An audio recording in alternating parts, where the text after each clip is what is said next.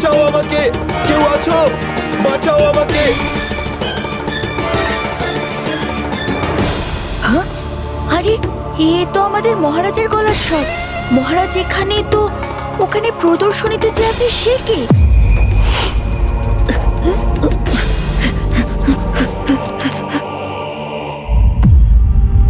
মহারাজ, আপনাকে এইভাবে এখানে বন্দি করলো কে? ভোলা, তুই এসেছিস বাবা। ভোলানাথের অশেষ কৃপা যে সে তোকে পাঠিয়েছে। আমাকে এই কারাগার থেকে মুক্ত কর বাবা। এক্ষুনি করছি মহারাজ, আপনি একটু দাঁড়ান।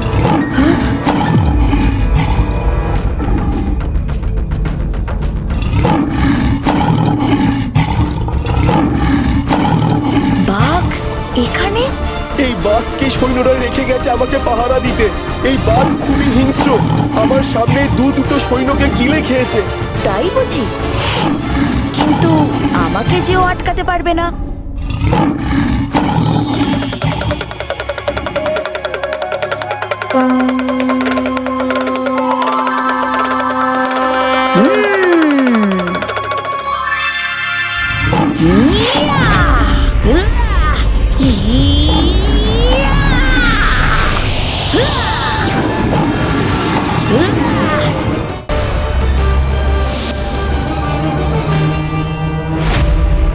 আপনি এখানে এলেন কি করে?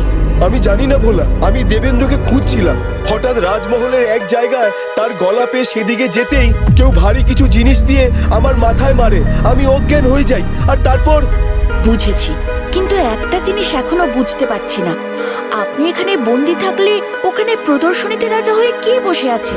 সে কি? এ তো সাংঘাতিক ব্যাপার। এক্ষুনি চল আমার সঙ্গে। চলুন রাজামশাই।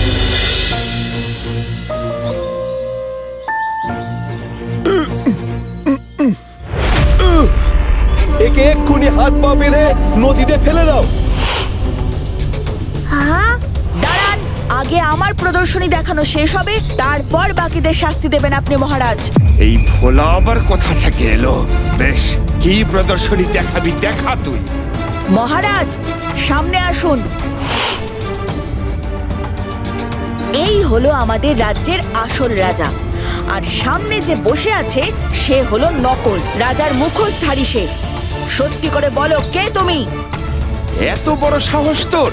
কোথা থেকে আমার মতো লোক নিয়ে এসে আমাকেই নকল বলছিস? কে আছিস? ভোলাকে ধরে শুলে চড়া। আমি না, শুলে চড়বে তুমি।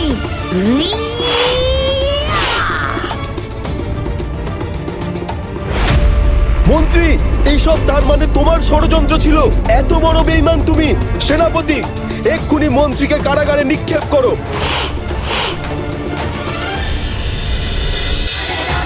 সাবাস ভোলা, আগামীকাল সকাল 9:30টায় সান বাংলায়।